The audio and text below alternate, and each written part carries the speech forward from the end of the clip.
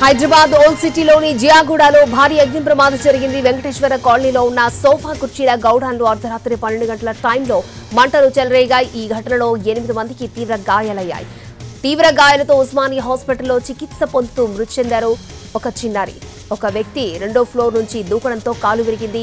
గౌడంలో చెలరేగాయి మంటలు క్షణాల వ్యవధిలోనే చుట్టుపక్కలకు వ్యాపించాయి. గోదాంపై నివాసం ఉంటున్న శ్రీనివాస్ కుటుంబం మొత్తం మంటల్లో గాయపడింది. పెద్ద కూతురు శివప్రియ తీవ్ర గాయాలతో హాస్పిటల్లో చికిత్స పొందుతూ మృతి చెందింది. మరో కూతురి పరిస్థితి విషమంగా ఉన్నట్లు తెలుస్తోంది. మంటలకు తోడు పొగ వ్యాపించడంతో జనాలు భయంతో ఇళ్ల నుంచి బయటకు పరుగులు తీశారు. విషయం తెలిసిన వెంటనే 10 ఫైర్ ఇంజన్లతో రంగంలోకి దిగిన సిబ్బంది మంటలను అదుపు చేసేందుకు తీవ్రంగా శ్రమించారు.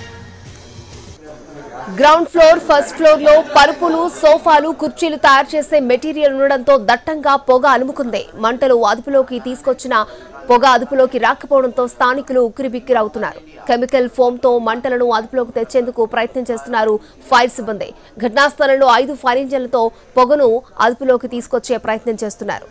జనావాసాల మధ్య కుర్చీల గోదాం ఉండడమే అగ్ని ప్రమాదానికి కారణమని తెలుస్తోంది. ఎలాంటి అనుమతులు లేకుండా కుర్చీల పరిశ్రమ ఉన్నట్టుగా సమాచారం. గోదాం యజమాని ధనుంజయ్ పరారీలో ఉన్నట్లు సమాచారం. పోలీసులు కేసు నమోదు చేసుకుని దర్యాప్తు చేస్తున్నారు. జియాగూడ అగ్ని ప్రమాదంపై మరింత సమాచారాన్ని మా ప్రతినిధి రాధాకృష్ణ అందిస్తారు. జియాగూడలోని ఫర్నిచర్ తయారు చేసే కంపెనీలో అగ్ని ప్రమాదం చోటు చేసుకోవడం జరిగింది. అర్ధరాత్రి దాటిన తర్వాత ఫైర్ యాక్సిడెంట్ చోటు చేసుకోవడంతో ప్రస్తుతం అయితే ఇంకా అగ్నిమాపక సిబ్బంది మంటలు నార్పే ప్రయత్నం చేస్తున్నారు. ఎదురుగా మనం చూస్తున్నాం, ఇది మొత్తం కూడా గ్రౌండ్ ఫ్లోర్. ఇది గ్రౌండ్ ఫ్లోర్ లో ఈ పరుపులు, కుర్చీలు, అలాగే ఇతర ఫర్నిచర్ ని తయారు చేసే పరిశ్రమ ఇది కొనసాగుతూ ఉంది. రాత్రి 12:30 ప్రాంతంలో ఒక్కసారిగా మంటలు అంటుకోవడం జరిగింది. షార్ట్ సర్క్యూట్ ద్వారా ఈ ఫైర్ యాక్సిడెంట్ జరిగి ఉండొచ్చు అనే అనుమానం వ్యక్తం చేస్తున్నారు. ప్రస్తుతం మనతో ఫైర్ ఆఫీసర్ ఉన్నారు.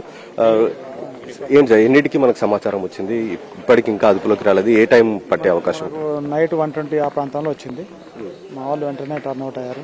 5 వెహికల్స్ వచ్చాయి. దాదాపు కంప్లీట్ కావచ్చు. ఇంకా ఈ పొగలు మనకు కనబడుతున్నాయి. ఇవి ఎంతసేపు పట్టే అవకాశం ఉంటుంది? పొగలు వస్తూనే ఉంటాయి. డంపింగ్ ఇంకో 1 అవర్ లో కంప్లీట్ కావచ్చు. అంటే లోపల ఏమున్నాయి వస్తువులు? మన లోపలికి వెళ్ళిన రెస్క్యూ టీమ్ ఏం చెప్తున్నారు? లోపల చైర్ మేకింగ్ ఆర్టికల్స్ ఉన్నాయి. హోము, అవి కుషన్ వర్క్స్ అవి ఉన్నాయి. అవి తీసేస్తున్నారు కొన్ని కాలని.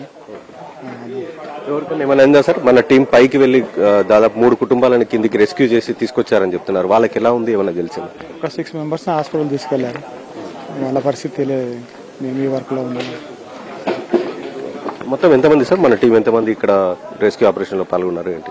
దాదాపు 5 వెహికల్ కి సంబంధించిన టీము, 4 అసిస్టెంట్ డిస్ట్రిక్ట్ ఫైర్ ఆఫీసర్లు, దాదాపు 6 స్టేషన్ ఫైర్ ఆఫీసర్లు, 40 మంది స్టాఫ్ పనిచేస్తున్నారు. ఎట్లా జరిగి ఉండొచ్చు అని మీరు అనుకుంటున్నారు సార్? ఎందుకంటే పరుపు, ఫోమ్ ఎక్కువగా మనకు కనబడుతుంది కదా. ప్రమాదం ఎలా జరిగి ఉండొచ్చు? ఏమైనా షార్ట్ సర్క్యూట్ ఏమైనా జరిగి ఉండొచ్చు? ఎలక్ట్రిక్ ఆర్జన్ అనుకుంటున్నాం. మనం చూస్తున్నాం. ఇంకా ఇక్కడ ఫైర్ స్టాఫ్ ను కూడా మనం చూడొచ్చు. దాదాపు 40 మంది రెస్క్యూ టీం ఈ ఫైర్ కంట్రోల్ చేసేందుకు వాళ్ళంతా కూడా తీవ్రంగా ప్రయత్నిస్తూనే ఉన్నారు. డైనింగ్ టేబుల్ సంబంధించిన కుర్చీలు కావచ్చు, సోఫాలు కావచ్చు, వీటన్నిటిని కూడా తయారు చేయడానికి వినియోగించే ఫోమ్ అది. ఆ ఫోమ్ ఉండడం ద్వారా ఇంకా మంటలు మాత్రం, అంటే పొగలు మాత్రం అదుపులోకి రావడం లేదు. కెమికల్ ద్వారా ప్రస్తుతము ఆ పొగల్ని అదుపులోకి తీసుకొచ్చేందుకు ప్రధానంగా ప్రయత్నం చేస్తున్నారు. ఇటు ఫైర్ డిపార్ట్మెంట్ తో పాటు డిఆర్ఎఫ్, జిహెచ్ఎంసీకి సంబంధించిన డిజాస్టర్ రెస్పాన్స్ ఫోర్స్ కూడా ఈ దీంట్లో పాల్గొన్నారు. ప్రస్తుతం బయట మనం చూడొచ్చు, వెహికల్స్ మొత్తం కూడా పూర్తిగా కాలిపోయిన సిచ్యువేషన్ మనం చూడొచ్చు. దాదాపు 3 వెహికల్స్ ఇందులో కాలిపోయాయి. దాదాపు 6 గాయాలయ్యాయి. వాళ్ళందరినీ కూడా ఆసుపత్రికి తరలించారు. ఇందులో 2 చిన్నారులు ఉన్నారు. శ్రీనివాస్ కుటుంబానికి సంబంధించిన వాళ్ళు. వాళ్ళందరినీ మాత్రం ప్రస్తుతం ఉస్మానియాలో అడ్మిట్ చేశారు. ఇందులో ఒక చిన్నారి పరిస్థితి మాత్రం విషమంగా ఉన్నట్లుగా తెలుస్తుంది. ఎందుకంటే ఆ చిన్నారి దాదాపు 80% వరకు కూడా బర్న్ కావడమే కాకుండా ఆమెకు ఆక్సిజన్ లెవెల్స్, అంటే ఈ దట్టమైన పొగ ఉండడం ద్వారా ఆ పొగను పీల్చుకొని ఊపిరి ఆడకుండా జరగడంతో ప్రస్తుతం ఆమె పరిస్థితి విషమంగా ఉంది. ఉస్మాన్ ఆసుపత్రిలో అడ్మిట్ చేశామనేది ఒకవైపు చెప్తున్నారు. ఎలాంటి అనుమతులు లేకుండానే ఈ పరిశ్రమ కొనసాగుతుంది అనేది ప్రస్తుతం అయితే అధికారులు చెప్తున్న పరిస్థితి. మేము రాకేస్తూ రాధాకృష్ణ, హైదరాబాద్.